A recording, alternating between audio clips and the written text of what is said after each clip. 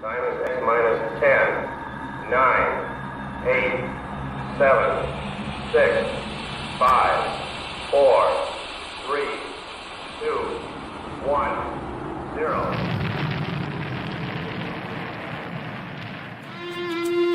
It's the Rocket Hour. Y'all are now tuned in. Time to hit the pick four that you'd love to win. If your money's coming slow, step on the faster track with your host, Ricky Pasternak. Let's go.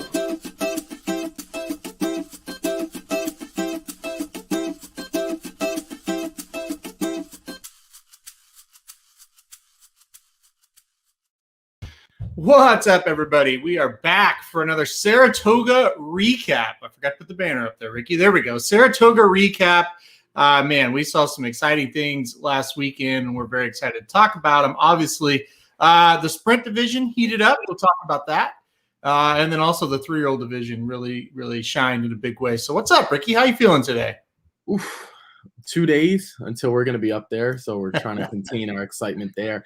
No, it was a great weekend. We were able to get on live. If you guys were able to tune in, thank you for doing that. Or if you were able to rewatch it after the fact and see what we messed up, what we got right, all that stuff, that was good as well.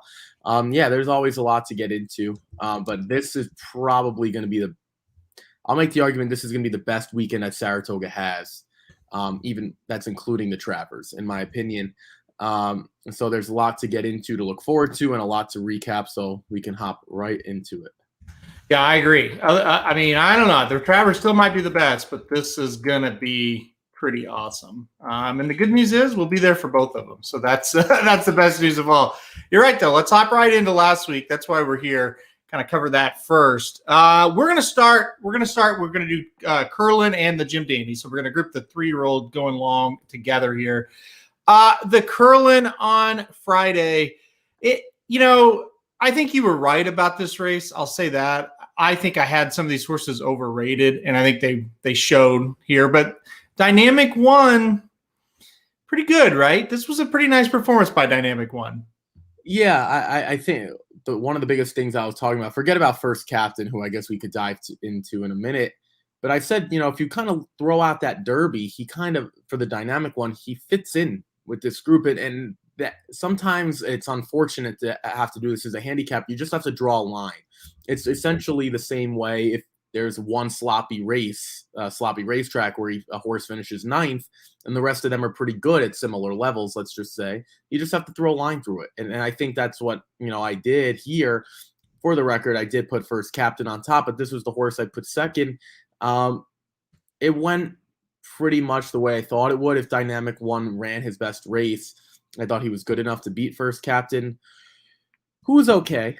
I don't think he was bad. 6 wide, and then he flattened out. And to be honest, Dynamic One got the perfect ride, able to sit behind, and then honestly, it was like the parting of the Red Sea, right? We could have gotten that horse through that hole. He had like 4 or 5. He could have gone from the 3 path to the 7 path to make his way through. So I ride Ortiz. I don't want to say it's a great ride because it was easy, but he did what he was supposed to do, and that's what a winning jockey does. But I'll give you credit though, because you thought Miles D could be a nice horse, who I didn't like at all. So I was right that he didn't win, but I was wrong that he ran a really, really bang up race. I'll throw it to you now. I guess you could talk about the Dynamic One or First Captain, but I'll throw it to you more on Miles D because I didn't get a good read on him at all. Does this horse after this race give you the opinion that he could win a stakes race down the road, and more so at the graded stakes level, not really at these non-graded stakes like a Curlin type of level? Right. I think for Dynamic One and Miles D, they're going to head to the Travers, and I think, listen, we'll get into Essential Quality in a minute. Let's forget about him. Can a horse like Dynamic One or Miles D finish second in the Travers based on what we saw in the Jim Dandy, based on kind of what we think may or may not happen in that race? Maybe, but I don't think they're grade 1, grade 2 types. I think they're grade 3 type. And then to get to this horse, I'm with Dennis. I saw some people saying, well, he got a rough trip, this, that. I didn't see an excuse for First Captain. I just kind of thought he didn't show up with much of an effort. Now, if he gets up there and it's a close third and he's right there and it's like, well, maybe he did overcome some and just maybe a few little things got him beat. This horse was not competitive with the top two. And if we're talking about the top two and we're saying, well, they're okay, and you're not competitive with them, that's a bad sign. I thought First Captain was really not good here. I thought Harvard was a horse that I thought would run better. I thought Snowhouse would run better. He was awful. Collaborate was not good. What about Barin? That horse, and you kind of said, I don't like that horse at all. That horse was nowhere to be found. We had a lot of no-shows here. First Captain should have been more competitive. Yeah, I agree. We'll talk. I guess we can go through the rest of the field real quick. I'm with you. I think First Captain was always going to be a vulnerable favorite, and I think we always thought that. We didn't anticipate him being this bad. I would give him a B- through his, in terms of, and you could argue with me C+, C, and I wouldn't push against it. For the record, I think dynamic one, I should say, is a really, really nice horse. And again, if you just throw the Derby out, which it's tough to do finishing 18th, a lot of good horses finish really poorly in the Derby because of post position, because of rides, because of getting squeezed, because of 5 wide into the first turn, whatever the case may be, that happens. And you really, really need to just throw that out. He was much the best. I didn't like a horse like the Baron at all. Now, for the record, there was another horse back on, was it the Schuylerville maybe, where Mainstay finished second to Pretty Birdie? Was that the Schuylerville? Mm-hmm. Right? Opening weekend, I believe. Yep. That horse came up from Parks, I believe, or Delaware, one of those, we'll call them mid-Atlantic tracks, and ran a bang-up race. And I don't like those horses, but sometimes I'm wrong. We've seen, I think, Bourbonic, right? He came from Parks and ran at Aqueduct and ran well. I try to stay away from those as a collective rule. That doesn't mean you should always stay away from them, but I think more times than not, you see more performances like Baron than you do a Bourbonic. So that's kind of where I'm at on those. And you know, for the record, sometimes Churchill Down runners stink too. It doesn't seem to be the case this year. Yeah. But sometimes you want to fade those as well. And I think these are all things you have to consider. At least, you know, Churchill Downs is a good track. Parks, we know, is a subpar track compared to maybe it's level with Aqueduct, but it's not close to Belmont and it's not close to Saratoga. I'm with you, though, and then I'll throw it back to you before we wrap this one up. I'm with you on Harvard. I'm interested to see what happens with him because this was a very mediocre race. Very, very mediocre. I think First Captain has the ability to beat non-graded stakes horses down the road, depending on the field. I'm not sure what you do with Harvard. I'm really not. Is he just an allowance horse from here? I'll let you answer that one. Yeah, and Dennis makes the point that Harvard, you know, didn't get that great of a trip, and I agree. And look, First Captain, here's the deal. It's not like he got a perfect trip, right?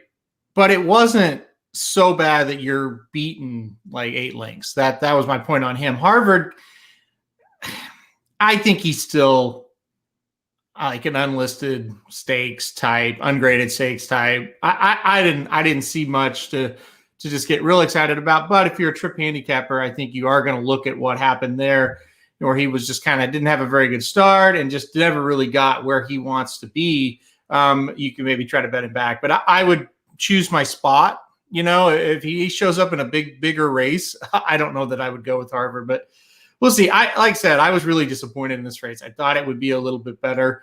I don't think the winner's bad. I don't think Miles D is bad, but I don't think any of them are going to be, you know, big time horses down the road. Let's go on to the main event though, because I think this is the one we are the most excited maybe to talk about. I don't know. Maybe you're more excited about the Sunday race, so we'll talk about it a little bit later. But the Jim Dandy, once again, Saratoga gives us a very small field, and we're like, oh, these fields are small. And this 5-horse field produced a very exciting ending. Essential Quality floated out to the parking lot in the stretch. Keep Me in Mind saves all the ground on the rail. Essential Quality still runs him down. I know we talked about this on the live show a lot, but how about thoughts now that you've had some time to digest this race?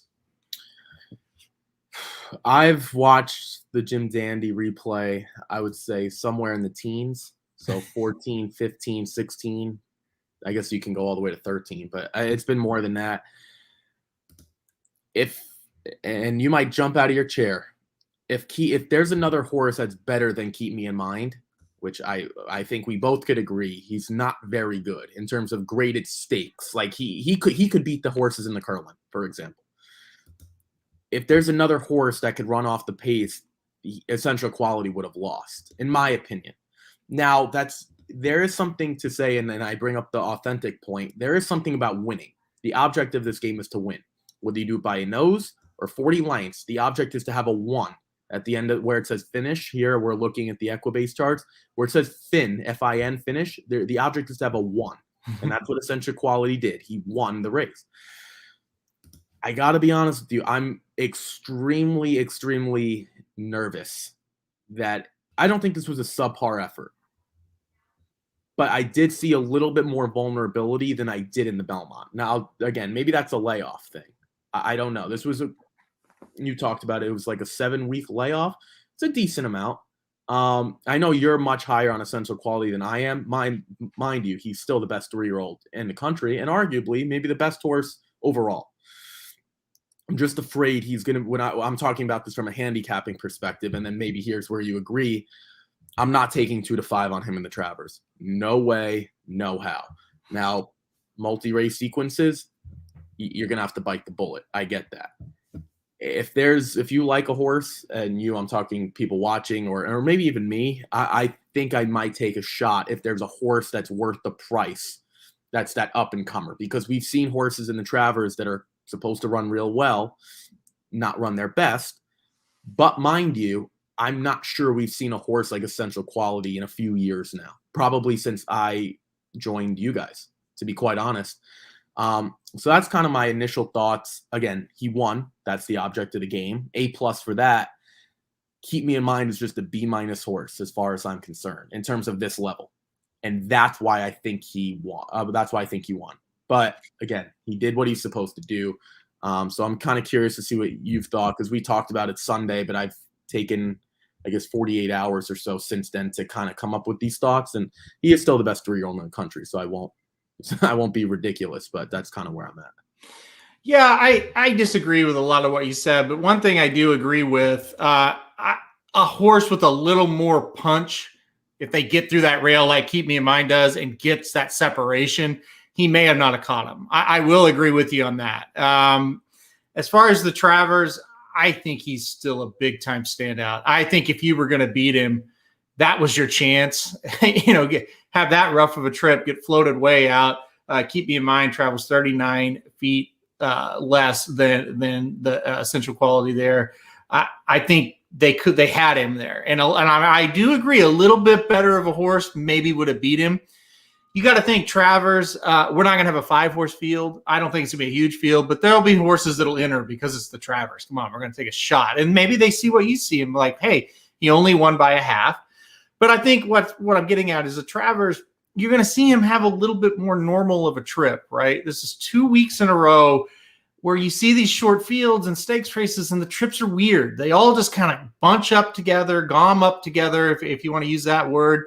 I mean, at one time, Keep Me in Mind was ahead of Essential Quality on the backstretch. That's almost an impossible thing to think of when you think of their running styles.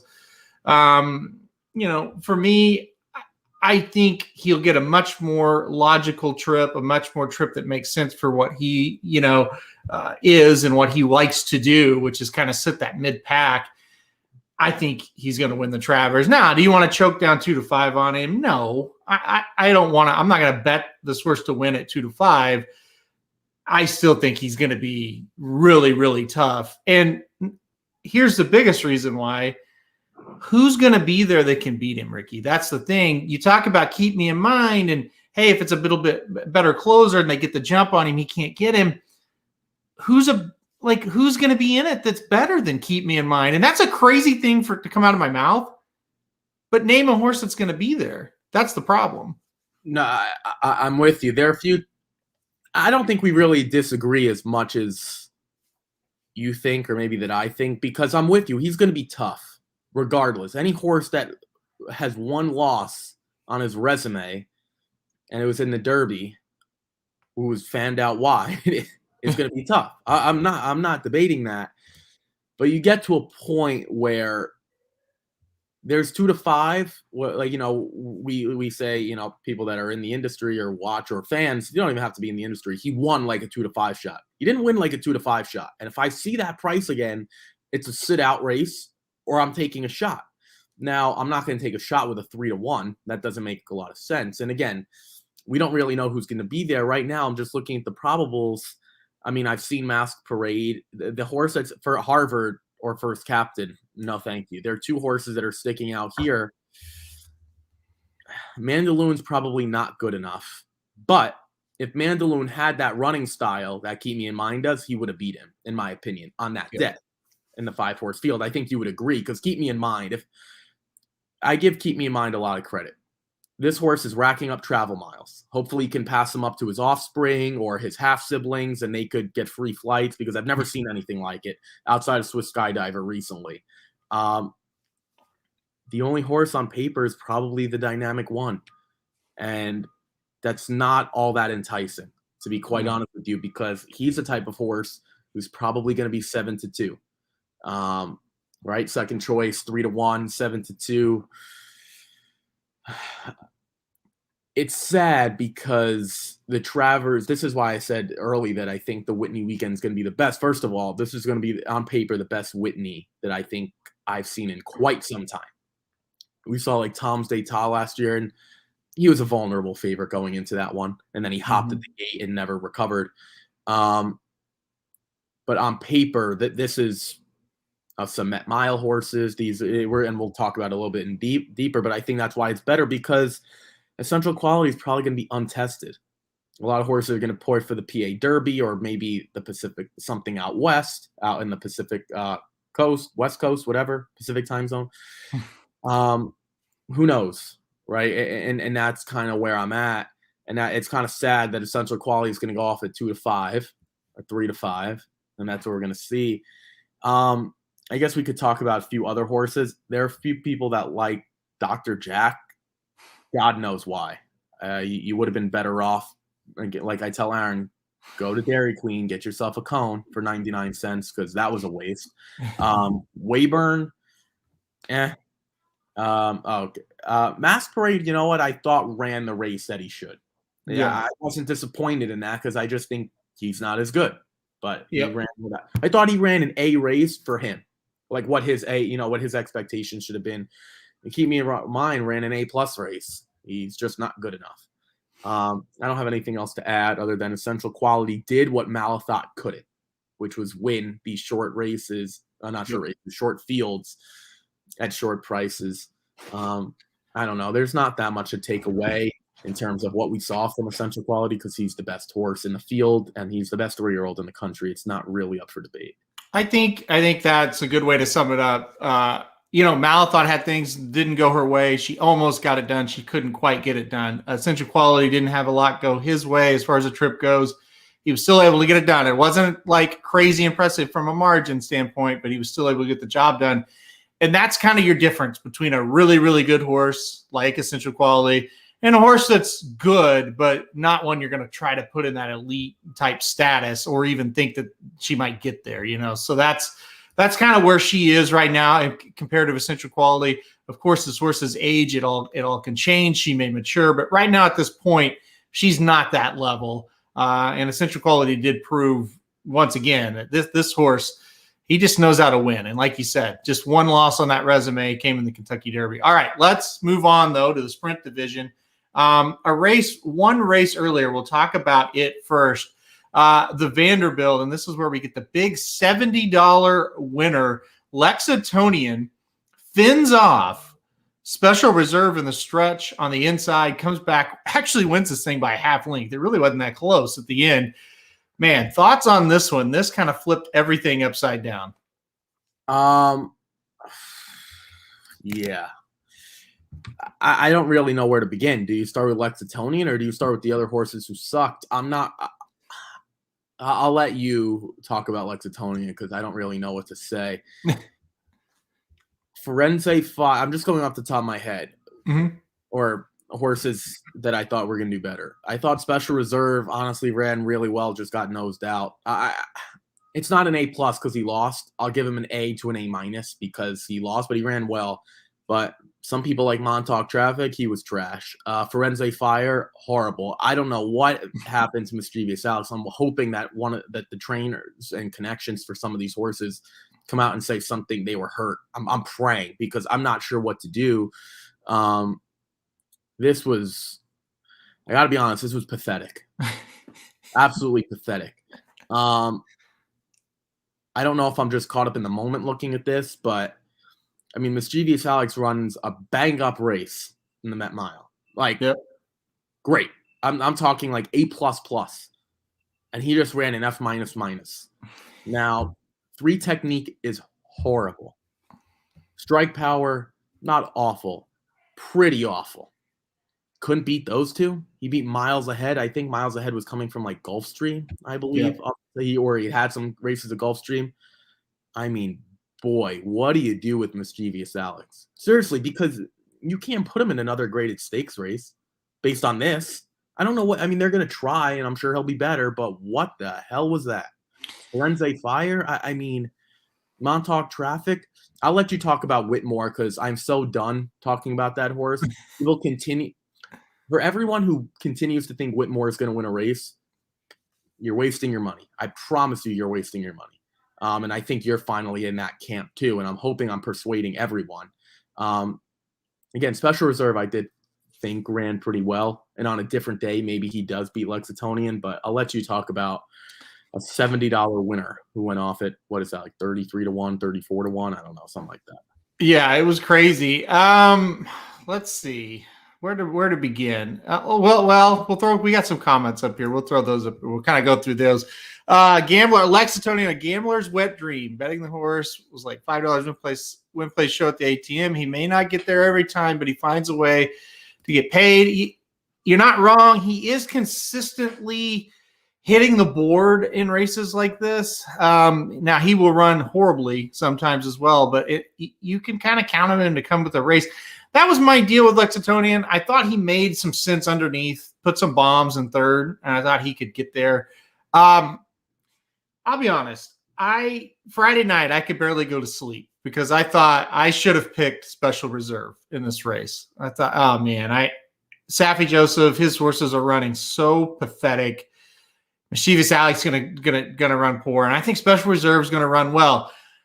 I'm really glad I didn't pick Special Reserve to win because that is a heartbreaking. He was 1-5 in my opinion.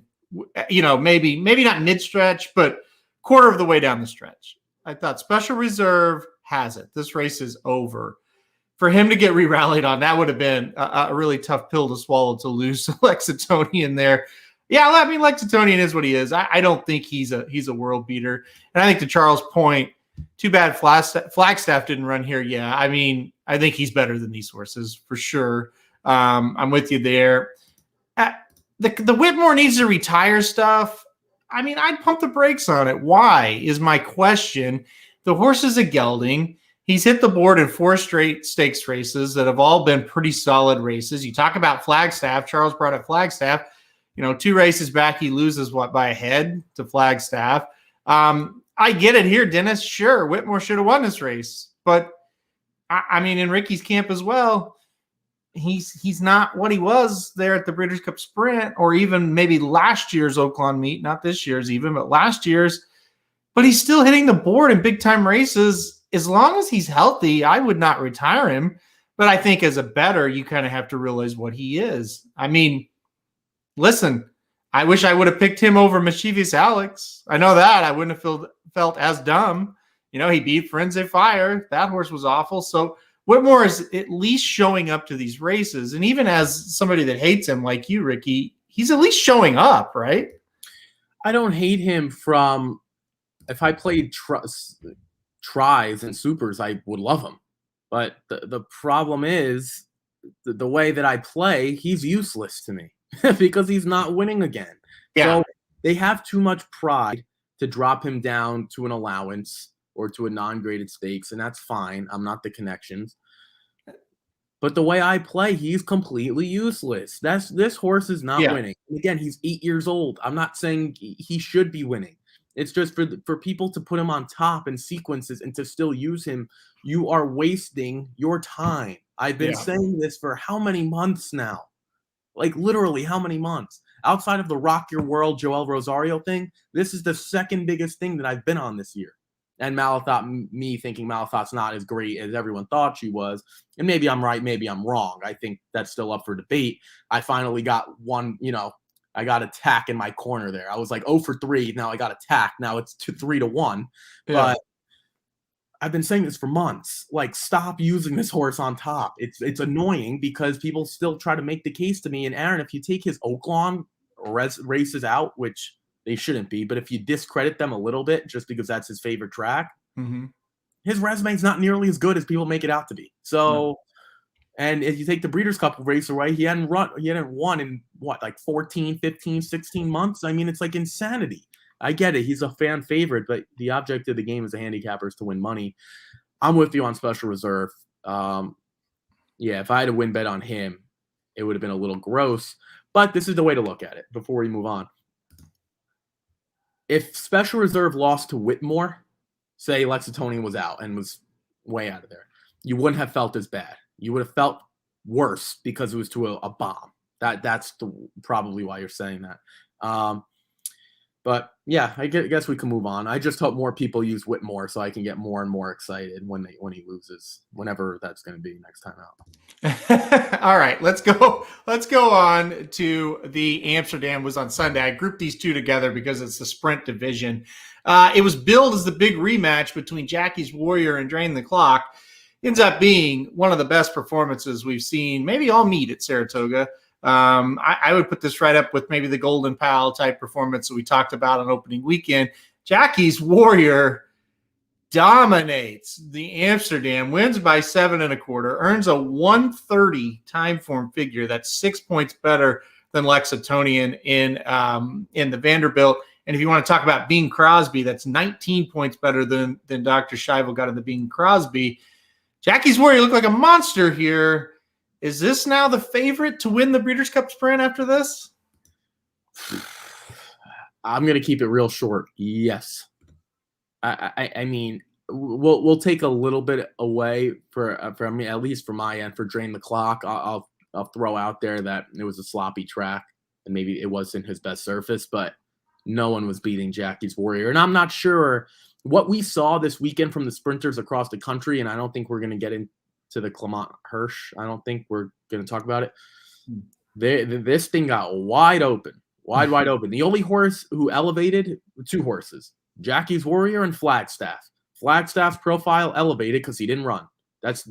Seriously, this is like a college football top 10, everyone losing except for the number 5 football team who just got elevated to 2, and then number 4 went to 1 because 1, 2, and 3 lost. Yep. So I have nothing else to add. I can keep this short. Jackie's Warrior is a monster. He fits Steve Asmussen perfectly in terms of his training style. And for shocker, Joel Rosario won another race. So I have nothing else to add. Yeah. So this Dennis said he didn't take much for the racetrack, was a mess. Shocked to me were the odds. I think the word is out. Saffie Joseph, whatever he's been doing, he's not doing anymore. I mean, he can't win a race. He's lost like 23 races in a row. He's like 3 for his last 50. And Drain the Clock just didn't have it. I mean, for whatever reason, maybe the track was sloppy and it wasn't his surface. I don't know, but I just think people kind of have that word out. I got a text from Dan, Wise Dan, and he said, "Why? Like, Drain the Clock at 7-2. I've got to play this horse." And I told him, I said, I agree. Like, if you like Drain the Clock, you got your odds. There's no question about that. But you need to realize what's going on with his trainer, because Dan, he's not falling in every single day. He doesn't know that Saffie can't even win a Gulfstream right now, So I just think that's kind of what's going on. Like, I want to be clear. We're not talking about a Saratoga slump. We're talking about a Monmouth slump. We're talking about a Gulfstream slump. I mean, he's struggling everywhere. Drain the Clock comes with nothing in this race. Because of the fact that Drain the Clock really didn't run very well, I guess I'm going to say I'll pause the brakes on just anointing Jackie's Warrior as a lock to win the Breeders' Cup Sprint or anything like that. I thought this race was fantastic. I don't think he faced much. And I think once he turned away, drained the clock, it was just cruise control. This horse, though, he definitely has something special about him. Like, he has a special talent. Now, you know, you get in the Breeders' Cup Sprint, you got all the other speed in there with him. Will he be able to handle it? Will he fade? That's all questions for another day. This horse is really special from a talent standpoint. He has the ability to run fast and then kick away, turn it for home. Yeah, I also think a 6-horse field sets up for him beautifully, which that's what this was. He clearly took to the sloppy track. So this is where I'll defend Saffie Joseph a little bit. Now, I agree. The numbers you just brought up are mesmerizing because for a while he was winning everywhere. No one would have got drained the clock to run anywhere close to a winning effort here. So that's where I'll defend. I mean, like, no one. So maybe drain the clock, loses by 4. Like, if someone, you know what I'm saying? Like, no one would beat Jackie's Warrior. So that's where I'll defend him, that he just happened to be the trainer listed. It didn't matter. Jackie's Warrior didn't need Steve Asmussen either. He could have had us training. It wouldn't have mattered. I mean, this horse was a freak. Yeah. The problem is he won't come up with a sloppy track at Del Mar because it probably hasn't rained there since like 2007. So, but you're right. The thing with these sprint, you know, as we look to the Breeders' Cup, and I don't know if we'll see Jackie's Warrior again before this, the Breeders' Cup. We probably will. I'm guessing, and probably maybe like Churchill Downs or something like that, or maybe Santa Anita. They can get him out there somewhere before, but which I think we both would agree they should. This shouldn't be the last race, and it probably won't be. That's why Whitmore won last year, right? When these horses all duke it out early and a closer comes on. I mean, like, it's going to be interesting. And Jackie's Warrior is not a horse that I want to take as a short price in a Breeders' Cup Sprint. That's just me. Maybe you're different. And there's a lot of time to talk about that, but it's interesting now because he's going to be a short price. If he just stopped running now and were to go right to the Breeders' Cup, he should be the favorite. I wouldn't probably make him the betting favorite, but I think he could be vulnerable. So yeah, and I think people forget week to week what about Bo Liam? I mean, that horse looked awfully good at Saratoga last time out. What about Yalpon? He looked good for Asmussen last time out. I mean, Charles mentioned Flagstaff. Listen, as of right now, sure, but there's a lot that goes into the Breeders' Cup Sprint, and really the hot horse usually will win that race. Or as we saw last year, just something crazy like Whitmore coming up and winning. I mean, Amazing Destiny was a horse long time ago, 8-9 years. It finished second at like 70-1 in this race. It can happen. It's a little bit of a weird race, but he's definitely a special horse from a talent perspective. You can't take that away from him. All right, let's go on to the last race. We're going to go very quickly here.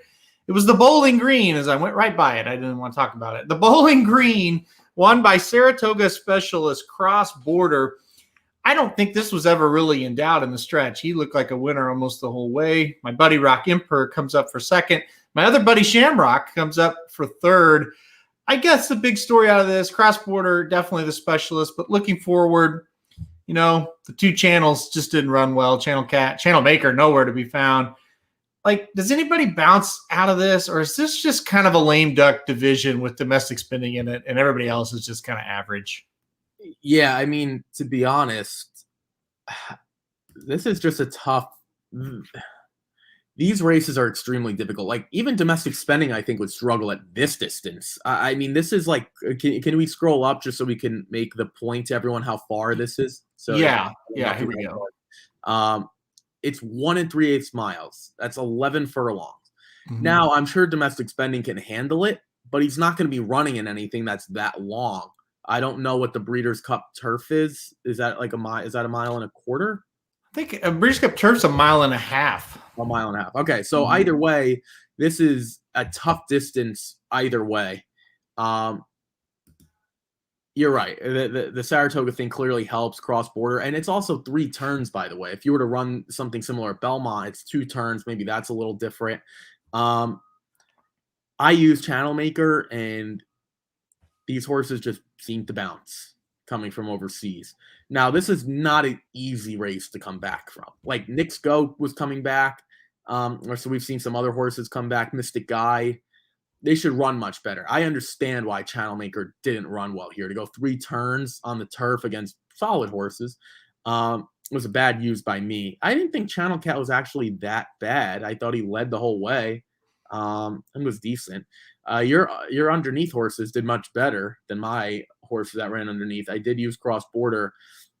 I don't know what else to say. I mean, if Domestic Spending is the best horse in the country at this sort of thing, these longer turf races, and he might not even be the favorite when he has to go up against the Europeans in assuming, knock on wood, everything goes well in Arlington in a few weeks here. But yeah, I mean, like, Rock Emperor can't run with all these horses that are going to be coming from overseas. No. Mind you, that we're not even talking about the that Charlie Appleby horses. So, I mean, I didn't even mention those. We're just thinking like Aidan O'Brien. I mean, Domestic Spending is going to have his work cut out for him in that one. Now, let's you talk about Rock Emperor, who I try to warn you doesn't win races, but he probably ran one of his better efforts. So it's kind of like mixed feelings, right? He doesn't win, and you didn't want to use him. You said you'd given up, but he ran really well in defeat. So, again, a mixed bag for you. What did you think of him here in this spot? Yeah, what he did was the most boring result of all as far as our content this week, because it's like he didn't really get close to winning. He didn't really do anything dumb. He just ran a pretty good race and got beat by a horse that really likes Saratoga. I mean, I can't really fault it. I'm with you. I thought maybe it was his best race. He just couldn't quite get there, but he sat where I wanted him to sit. I didn't want him all the way in the back. He was in mid pack again. Joel gave him a good ride. He saved the ground. He swung out. He made a move. He did pass a few horses. He just couldn't get to this one. I thought Rock Emperor did well. I don't have anything to rant about with him. I think to wrap up this part of it, I think this is a good question. Which race would you not want to play any horse out of? The Bowling Green or the Vanderbilt? Talking about, next out, who are we avoiding more? I would say this. I didn't like this race very well. I thought, the Vanderbilt Special Reserve ran decent. Whitmore, I don't want to play him to win, but he's still, I think he's decent. Lexingtonian, we kind of talked about, hits the board, is decent. I didn't like the Bowling Green all that well. I would say this one too, because these horses would have to take a massive, honestly unthinkable step up to win the Breeders' Cup Turf if any of them were to show up. Honestly, none of these horses, maybe Channel Maker if he gets any better, but let's just say we're coming out of this, none of these horses are shorter than 20-1. Seriously, I'm being dead serious in the Breeders' Cup Turf. On the sprint side in the Vanderbilt, I think a bunch of those horses can be 5-1 or shorter if they show that they could win again. Like Mischievous Alex, there are going to be people, as myself, they're just going to throw that race out and say, screw it, I'm going to take him again. Like, I'll take Mischievous Alex at 4-1 over Whitmore, who's going to be 4-1 if they were to face each other again before the Breeders' Cup Sprint. Because I know Whitmore can't win. I know Mischievous Alex can win. He just didn't look good, and that happens.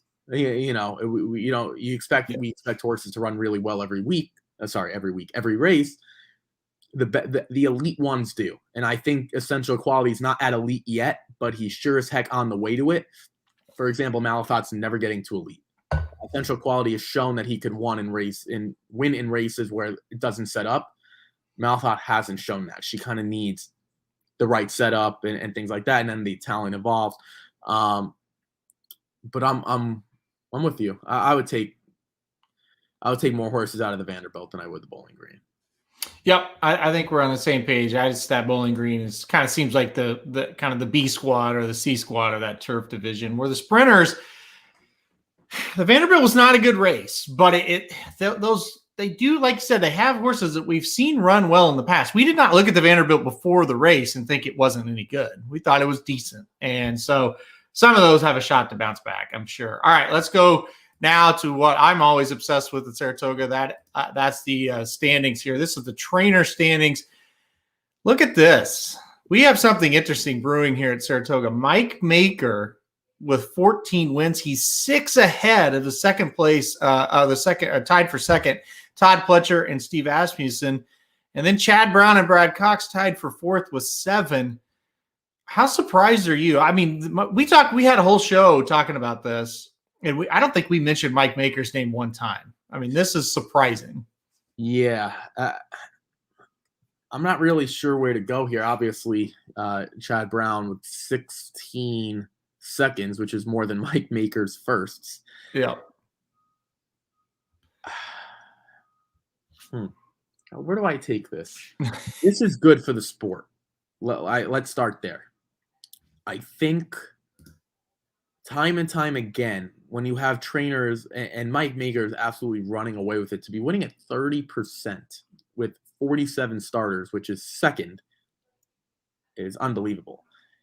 Brad Cox is doing it with 44%, but he's got 16, which essentially what that means in layman's terms, he's only bringing the horses he knows are going to win. Mind you, one of those was Essential Quality. So with that being said,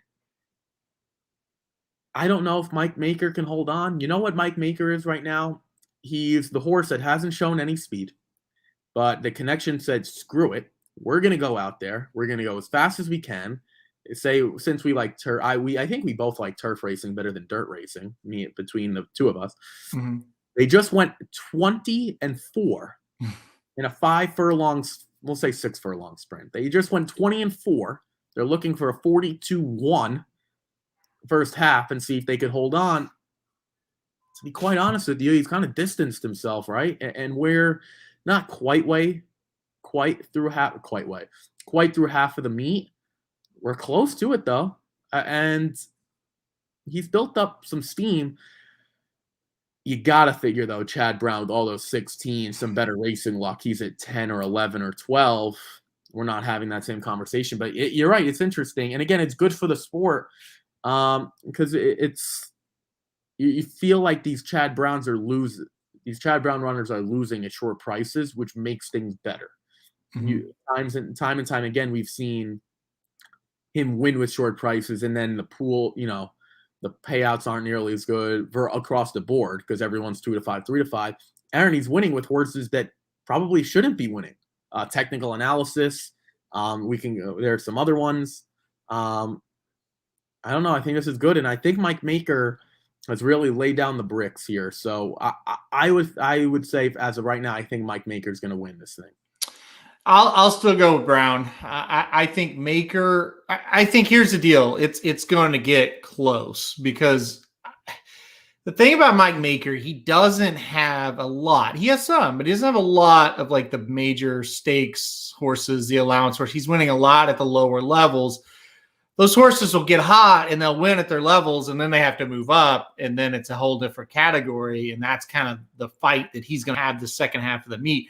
I think he's going to start to decline a bit, but he has, and Dennis made this point, he's got a lot of starters. We talk about this. He has 47 starts at this meet. If he can keep finding those horses to throw in these lower level races, it's going to be a little difficult. But with that being said, I'm still going to say Chad Brown's going to win it, and I'll circle it up here. 16 seconds. You talked about it, and I'll repeat it. That is astounding. That is a massive number of seconds. I've never seen through 3 weeks. 3 weeks, he's finished second 16 times. That's unbelievable. Like you said, some of them have been narrow losses. Some of them have been a horse just hangs right at the last and can't get through. He's going to start winning in bunches the next couple of weeks. We got 5 weeks left of the meet, right?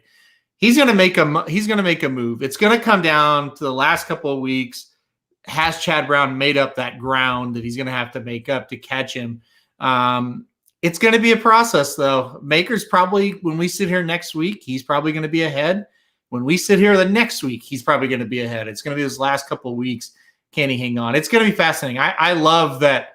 Not only do we, because like the first week, okay, Asmussen's ahead, but he's ahead by 1. We've got a new guy that's ahead, and he's ahead by substantial numbers. So it's going to be very interesting to see if he can hold on. All right, let's go to the jockeys. I think this may come down to the wire too. Luis Saez is not budging from the top. He's now with 24 wins. He's 1 ahead of Jose Ortiz, and 2 ahead of Irad Ortiz. I'm still going with one of the Ortiz brothers to win this thing, but Luis Saez is hanging in there, right? Well, you went with Irad Yep. to start. I went with Jose to start. So based on our picks, it would be unwise of us to jump off. Yeah. The thing I have going for me is that Jose's got 14 less mounts. If you were to put him at 119, he would be in the lead, or at least tied at a bare minimum. I should have made that head-to-head bet with you. That Jose versus Junior. Or who'd you have? Jose versus, did you have Junior? Let's see. Jose Locano versus no, I had Manny Franco. Oh, okay. So then look at where they're at. We'd be tied. Yeah. But that 67 for me stands out way above that 83. Yep. For the record, I got to tap myself on the shoulder here. He would be flirting top 5 if he got the same amount of mounts, even though Tyler G is on another planet right now too, because Tyler, if he had the 119, Tyler would be in that Irad Ortiz range also. Yeah, I still favor one of the Ortizes. You know, it's we talk about it all the time. Ricardo Santana goes how Steve goes. Luis seems to be going how Mike's going, Mike Maker. Yep. Jose and Irad are more of your Pletcher, Chad Brown. Irad is, if IU have, Irad ran for like he rode for like Brittany Russell the other day, an angle I hate. Those like horses that come from Laurel and whatever, they never run well, especially the first time starters. I think the biggest thing that stands out though is this. I'll start with Joel. 4 through 10 range. Mm-hmm. You have legitimate riders that I promise you would be the best rider any other meet. It's maybe not Del Mar because of Pratt. I think Rosario and Tyler G, in my humble opinion, are just as good as Pratt. I think you could throw Ricardo in there as well. Franco, Lescano, Dylan Davis, Javier, definitely a step below. But could they not be second at Del Mar right now? I think they can. I maybe like Rispoli better. I firmly believe if they got Rispoli's mounts, they can. And I think that the overarching theme is not, for me, not taking one jockey, but just how good this crop is. I mean, John Velasquez is 12th.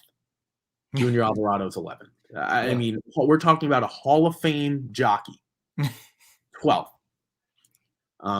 It's nuts. So that's all I have to say. It's absolutely incredible. You almost wish it, right, that these Kentucky riders would go out west to balance things out a little bit, but they're all here, and it's a true superstar meet. So it's really cool to see. They're all here, and it's all working out. I mean, Tyler Gaffalione has been fantastic, and I thought Ricardo, you're right. He goes where Asmussen goes. There's no question about it. But he has picked up some miles for some other guys and won races. I think he's been really, really good too. Our underdog, our sleeper picks of Franco and Jose Lescano getting in the top 5, they're not there. But they're not there because Ricardo and Tyler Gaffalione are riding so damn well. So those two guys doing a good job. Joel Rosario doing a great job. 14 out of 82. That's solid at Saratoga. He won 3 on Sunday and finished second 3 times, where he gave pretty good rides on Saturday. So he's doing well. You're right. These jockeys are fantastic here at Saratoga. I mean, that's the thing. Lescano won. Did he win twice Sunday on decent price horses? I think it was Sunday. And they were shorter prices, and that's what I've been harping on. He's 40. It's unbelievable. Jose Lescano is 46%. You know where he's ahead of? He's ahead of Ricardo, and he's ahead of Tyler, and he's ahead of Manny by a hell of a lot. He's ahead of Javier a hell of a lot, and he's tied with Saez. Yeah. I mean, it's absolutely incredible.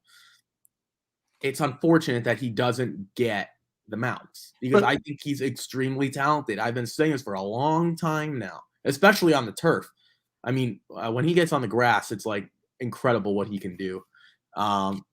He's doing it with a lot longer prices than the top 3 guys are. So he's the point I was trying to make is, when you get a 4 to 5 to 1 at some tracks, your jockey, it's like, oh boy, hopefully something.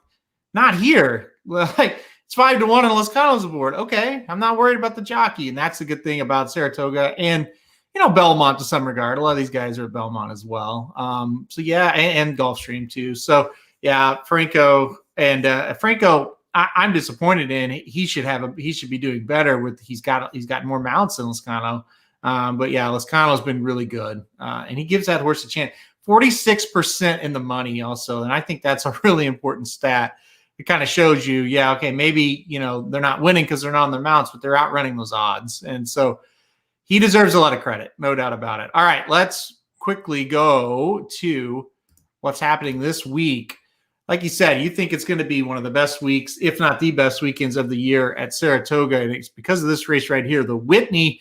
Coming up, here's a prospective field for now. Informative, Happy Saver, Swiss Skydiver, Maxfield, Knicks Go, Silver State, and By My Standards. This is a who's who. We got a former Preakness winner in here. We got a Pegasus winner in here. Silver State hasn't lost in like 10 years. Maxfield is the darling everybody's talking about. Man, early projections. Who are you looking for in this race? Well, it would be unwise of me to go against Silver State when I think he'd be the Breeders' Cup winner, the Classic winner right now. So I'm not going to do that. But a lot of these horses are going to be in the Breeders' Cup Classic. I think I don't know what they're going to do with Swiss Skydiver, so I'll take her out. But Maxfield, Knicks Go, Silver State, I'm sure By My Standards, and I think everyone's has a shot to be in here. Maybe Informative won't down the road. Maybe Happy Saver won't, but the majority of this field will. And I think Swiss Skydiver can compete in this race. I mean, she wasn't supposed to win the Preakness, and she beat Authentic, who went on to win the Classic. So, I mean, I don't want to count her out. I was listening, not going to mention who, but they said Steep Waters. Well, if Authentic was still running, Authentic would probably be in contention for the best older horse in the country, assuming he was staying on pattern. Yeah. And she beat him last year. So mind you, it was less than a year ago because everything with COVID was pushed back. They didn't run the Preakness till like October or something like that, or September, whatever. So I'm going to take Silver State. Again, I do want to look at some things. I kind of look at Informative, Happy Saver, By My Standards as a step below.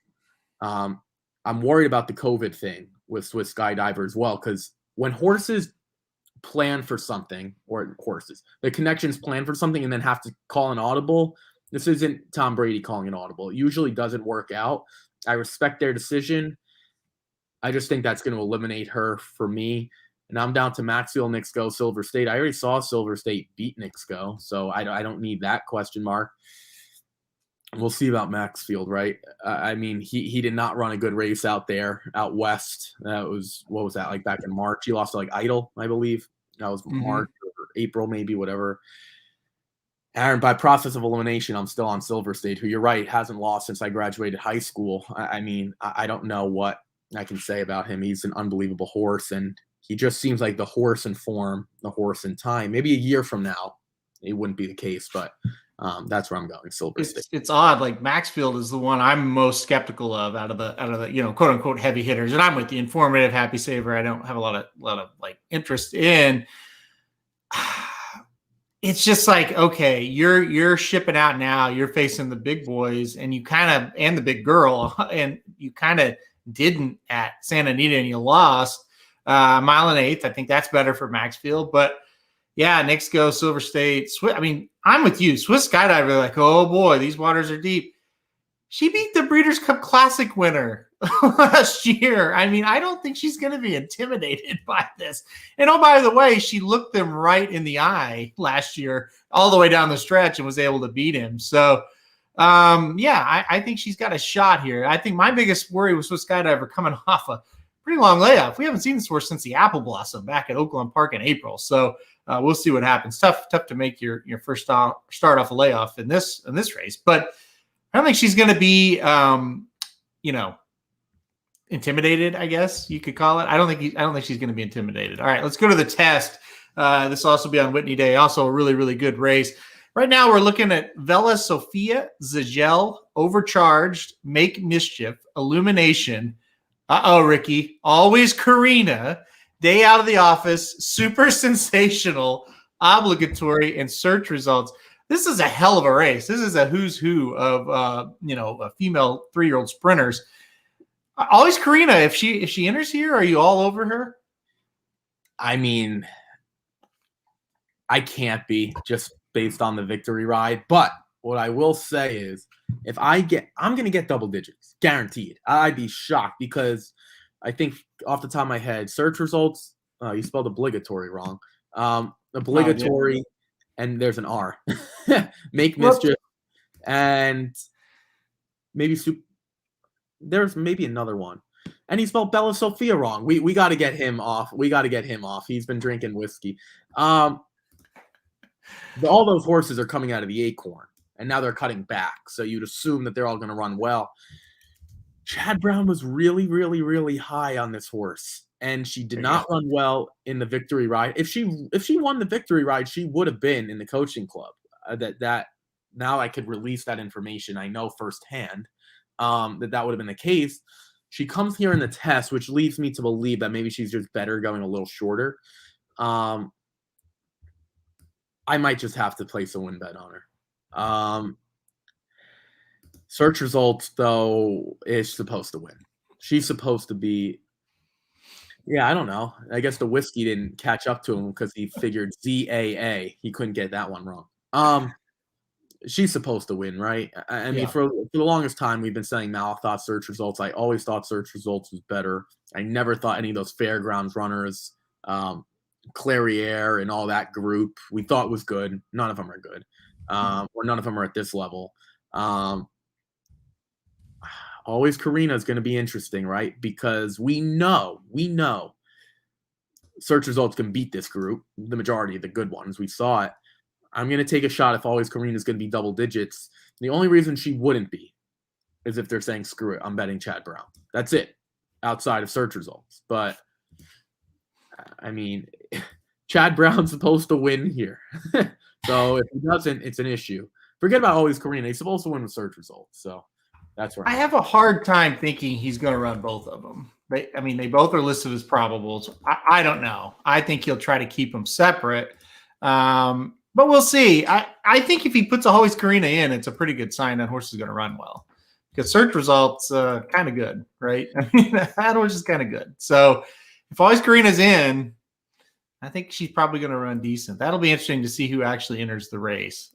Well, the other thing that we've always talked about, if you have two runners in there, you always want to include both. Mm-hmm. That you always want to, because again, to your point, it's an indication that the horse is going to run well. They're not just going to put her in there for her to sting. Now she might run second, and maybe she's just good enough to run second. Maybe she's not good enough to beat search results. But if you would ask Chad Brown if he's going to run 1-2, who does he think would run 1-2? Would probably be search results on top of Always Karina. So if he thinks the horse is good enough to run second, that would be good enough for me to place a win bet at double-digit odds. So that's probably where it would be. And anything shorter of that might be a good thing for me being a fan, but it would be a bad bet, I think. So that's where I'm at on first look. All right, Saratoga Derby. That'll be the last one we talk about here. Let's see how many I got wrong here. Tango, original. By the way, what happened was I was not prepared. Okay, I forgot to write these out. I was writing them out while Ricky was talking to start the show. So it's my fault, totally. Okay, Tango, original. Yes, this time. State of Rest, Secret Protector, Soldier Rising, Flashiest, De Jour, Celeste, Cadillac, King Fury. I did not realize that until I wrote that this morning. Beloshi Ballet, and Hard Love. Beloshi Ballet. You didn't just say Beloshi Ballet. Bolshoi. Oh, God. I for anyone who watches any of the Racing Dude shows, outside of me, these are some of the worst named horses in terms of I feel bad for any of the if anyone ever watches and they just laugh. Beloshi. I don't know. He's just adding in letters and vowels at this point. Bolshoi Ballet. We're gonna have like a name. This is why I said in the past performances they should put out like the hyphens and so people can announce it. Oh God! All right, continue. No, that's it. And Hard Love. That was the last one.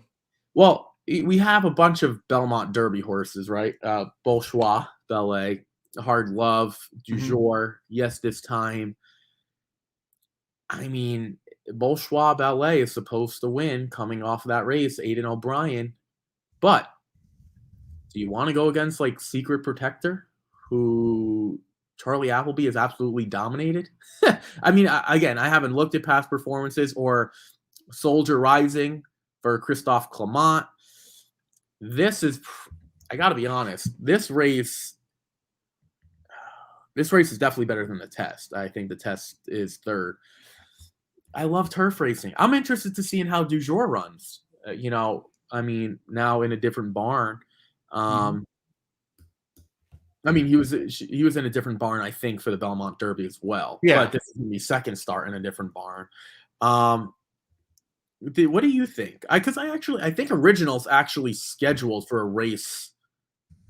Maybe it might be the Lake George. I think Original is scheduled for 2 in here. Don't quote me on that. I'll look now. But I think we might see Original in a race prior to, because this is probably going to be a little too tough for Original. It all depends on who actually shows up for the race. That's how I'll answer it. I don't know. This field is going to be really tough if all these horses show up. I mean, who gets there, what the pace looks like. I'm going to go European horse for sure. There's a couple that are not on this list that are kind of rumored they might come up from Europe. So I'm going to go. Yeah, there you go. I agree. I don't know who it's going to be yet. Let me see the field. It's kind of the answer I give when we talk about the Breeders' Cup and we're a couple of weeks out. And it's like, I don't know, but it's going to be Europeans, when you talk about the turf races. And last year it worked out. Adaria and Tarnawa, it worked out. And I think it will here too. They just seem to be well ahead of us right now. Besides domestic spending, that one, obviously, he looks like he can compete. The rest of these turf divisions, I don't think we're anywhere close. So, I'm with Kevin. Euro over Euro is how I'm looking, and we'll know tomorrow. The fields come out tomorrow, and by tomorrow evening we'll have a much better idea of who we're going to pick here. But this is going to be a fun race, right? Yeah. For the record, I think we're all going to be against King Fury. This horse would run on cement. They put this horse on every surface. I don't know what the heck they're doing. Original is scheduled to run in the Hall of Fame stakes, so which is also on Friday. Yeah. It's the Troy, the Lake George, and the Hall of Fame, which is a great card on Friday. I texted Aaron the other day. I was like, this Friday card is worse than Whitney card, but it's not that much worse. And for Friday, it's probably the best Friday that they're going to be able to throw together. We're going to see a lot of these not make the field, just because if they're more Europeans, it's going to make it just tougher, and they're not going to go 16 deep. So you're just going to see more of these American horses just drop out and try to find softer spots down the road. I don't know. This is interesting, though. I always love turf riding. And to be honest, if you're an American and you like turf racing like Aaron and I do, your savior is domestic spending. Because if he doesn't run well, we have no shot. No. So, we might as well just kick back, watch it on TV, put up some sort of a British flag, an Irish flag behind our backs, and pray that we got the country right, a German flag, whatever. Because we got no shot. If domestic spending doesn't run his best race. And to be honest with you, domestic spending probably won't be a favorite anyway. So you might be like 3 or 4 to 1. I guess we'll see in the Arlington Million, which again, it's a shame, an utter shame that Chad Brown isn't running him here. Since we're on that topic, does it say? Again, he can't run in the Saratoga Derby because that's a different age group. But does it say something about you or about Chad Brown to you that he's not running him here? Nope. Okay. Is it because of the turf horse thing? Is it because of the bricks and mortar thing? Because he did the same thing? He sent multiple horses that have been his best. His sister Charlie ran there in the Beverly D, bricks and mortar. I mean, you could go through. It's No, just no, I'm just saying it's like I always find it a shame if you have the best turf horse, as I think it's pretty unilateral, unanimous, I should say. yeah. Why would you not run him at Saratoga? What like it just I get it. If there's something, if the money was better, that's not the case. If the shipping was closer, that's not the case. If it wasn't for the meet that he aims at, that's not the case. I'm trying to find the reason, unless he says, I know Arlington Park is going to close and I want everyone to remember this horse. Outside of that, I just don't get it.